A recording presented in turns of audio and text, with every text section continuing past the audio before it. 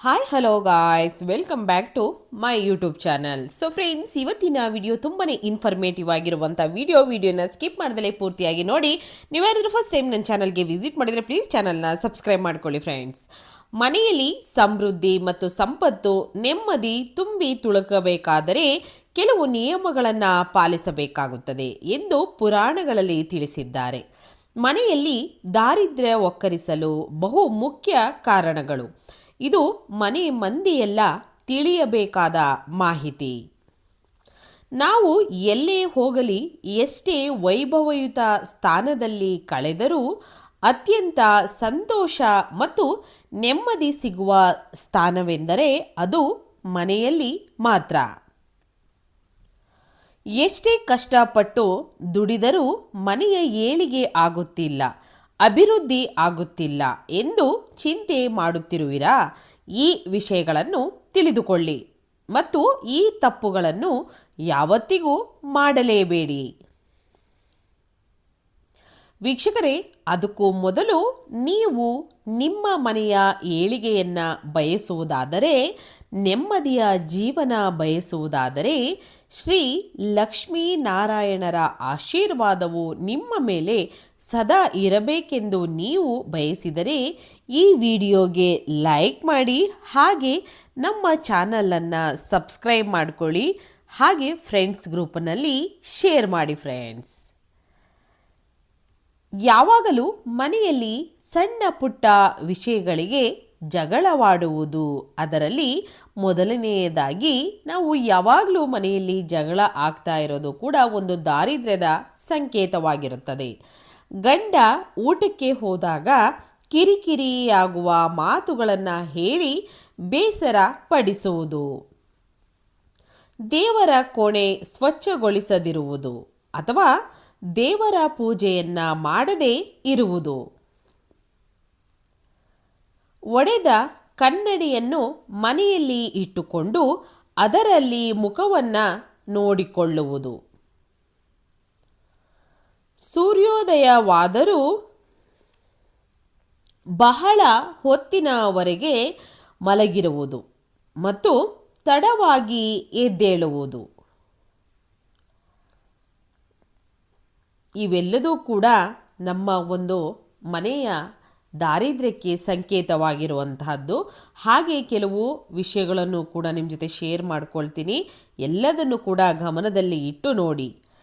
ಪರ್ಸಿನಲ್ಲಿ ಚಿಲ್ಲರೆ ಹಣ ಮತ್ತು ನೋಟುಗಳನ್ನು ಒಟ್ಟಿಗೆ ಇಡುವುದು, ದೇವಸ್ಥಾನದಲ್ಲಿ ದಾನ ಮಾಡದೆ ಊಟ ಮಾಡಿ ಬರುವುದು, ನಾಗರ ಪೂಜೆ ಮಾಡುವ ಪದ್ಧತಿ ಅನುಸರಿಸದಿದ್ದರೂ ಈ ಒಂದು ದಾರಿದ್ರ್ಯದ ಸಂಕೇತವಾಗುತ್ತದೆ. ಹರಿಕೆ ಮಾಡಿ ನೆನಪಿದ್ದರೂ ತೀರಿಸದೆ ಮುಂದಕ್ಕೆ ಹಾಕುವುದು, ಮನೆಯನ್ನು ಅಶುದ್ಧವಾಗಿ ಇಡುವುದು, ವಸ್ತುಗಳನ್ನು ಸರಿಯಾಗಿ ಇಡದೆ ಚೆಲ್ಲಾಪಿಲ್ಲಿ ಮಾಡುವುದು,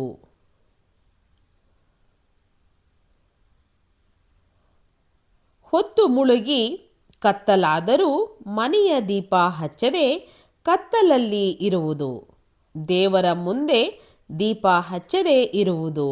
ಹೀಗೆ ಮಾಡುವುದರಿಂದ ಮನೆಯಲ್ಲಿ ನಕಾರಾತ್ಮಕ ವಾತಾವರಣ ಉಂಟಾಗುತ್ತದೆ. ದಿನನಿತ್ಯ ಸ್ನಾನ ಮಾಡದೆ ಹಾಗೆ ಇರುವುದು,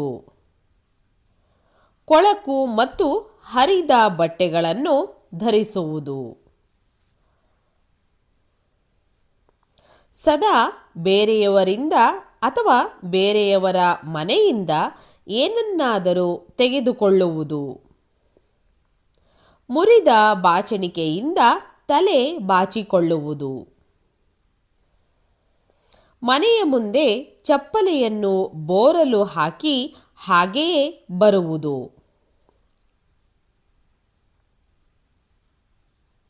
ಹಲ್ಲು ಕಚ್ಚುವುದು, ಉಗುರು ಕಡಿಯುವುದು,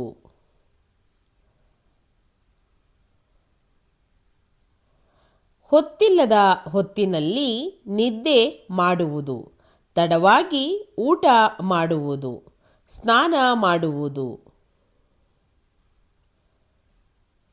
ಸದಾ ಶೌಚಾಲಯದ ಬಾಗಿಲನ್ನು ತೆರೆದಿಡುವುದು, ಮತ್ತು ಬಚ್ಚಲು ಮನೆ ಶೌಚಾಲಯವನ್ನು ಸ್ವಚ್ಛವಾಗಿ ಇಟ್ಟುಕೊಳ್ಳದೆ ವಾಸನೆ ಬರುವಂತೆ ಇಟ್ಟುಕೊಳ್ಳುವುದು.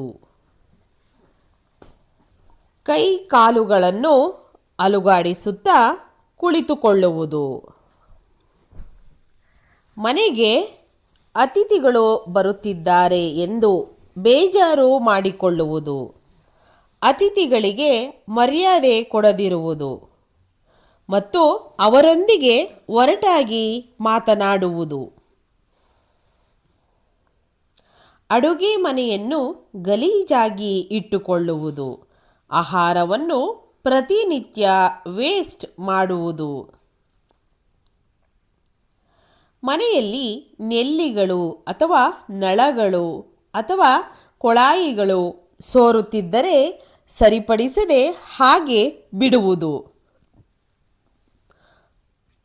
ಮಲಗಿ ಎದ್ದಾಗ ತಾಳಿ ಸರ ಬೆನ್ನಿಗೆ ಇದ್ದರೂ ಗಮನಿಸದೆ ಹಾಗೆ ಇರುವುದು. ಹಿರಿಯರ ಕಾರ್ಯ ಮಾಡದೆ ಇರುವುದು. ದೇವರ ಪೂಜಾ ಸಾಮಗ್ರಿ ಮೊಂಡವಾಗಿದ್ದರೆ ಅಥವಾ ಸವೆದಿದ್ದರೂ ಬಳಸುವುದು. ಮಂಗಳಾರತಿ ಮಾಡುವಾಗ ಒಂದು ಹೂವು ಜೊತೆಯಲ್ಲಿ ಇಟ್ಟು ಆರತಿ ಮಾಡದೆ ಇರುವುದು. ಹಾಲು ಮತ್ತು ನೀರನ್ನು ಒಟ್ಟಿಗೆ ತರುವುದು. ಹಾಲು ಕಾಯಿಸುವ ಪಾತ್ರೆ ಶುಭ್ರವಾಗಿ ಇಲ್ಲದಿದ್ದರೂ ದಾರಿದ್ರ್ಯ ಬರುತ್ತದೆ. ಹೆಣ್ಣು ಮಕ್ಕಳು ಹೂವು ಬೇಡ ಎನ್ನುವುದು, ಅದರ ಬದಲು ನಾಳೆ ಕೊಳ್ಳುವೆ ಎಂದು ಹೇಳಬೇಕು. ವರ್ಷಕ್ಕೊಮ್ಮೆ ಆದರೂ ನಿಮ್ಮ ಕೈಯಲ್ಲಿ ಆಗುವಂತಹ ಯಾವುದಾದರೂ ಸರಿ ಊಟ ಬಟ್ಟೆ ಕೊಟ್ಟು ದಾನ ಮಾಡದೇ ಇರುವುದು. ದೇವರ ಮನೆಯಲ್ಲಿ ಅಥವಾ ದೇವರ ಫೋಟೋ ಪಕ್ಕದಲ್ಲಿ ಪೂರ್ವಜರ ಫೋಟೋ ಅಥವಾ ಸತ್ತವರ ಫೋಟೋ ಹಾಕುವುದು.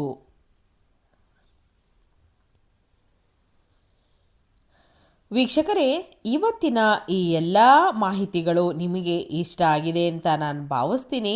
ಖಂಡಿತವಾಗ್ಲೂ ನಿಮಗೆ ಸ್ವಲ್ಪನಾದರೂ ಇನ್ಫಾರ್ಮೇಟಿವ್ ಅಂತ ಅನಿಸಿ ನಿಮಗೆ ಇಷ್ಟ ಆಗಿದ್ರೆ ಚಾನಲ್ನ ಸಬ್ಸ್ಕ್ರೈಬ್ ಮಾಡ್ಕೊಳ್ಳಿ ಫ್ರೆಂಡ್ಸ್. ಹಾಗೆ ಲೈಕ್ ಮಾಡಿ ಮತ್ತು ಹೆಚ್ಚೆಚ್ಚು ಶೇರ್ ಮಾಡೋದಂತೂ ಮರಿಬೇಡಿ.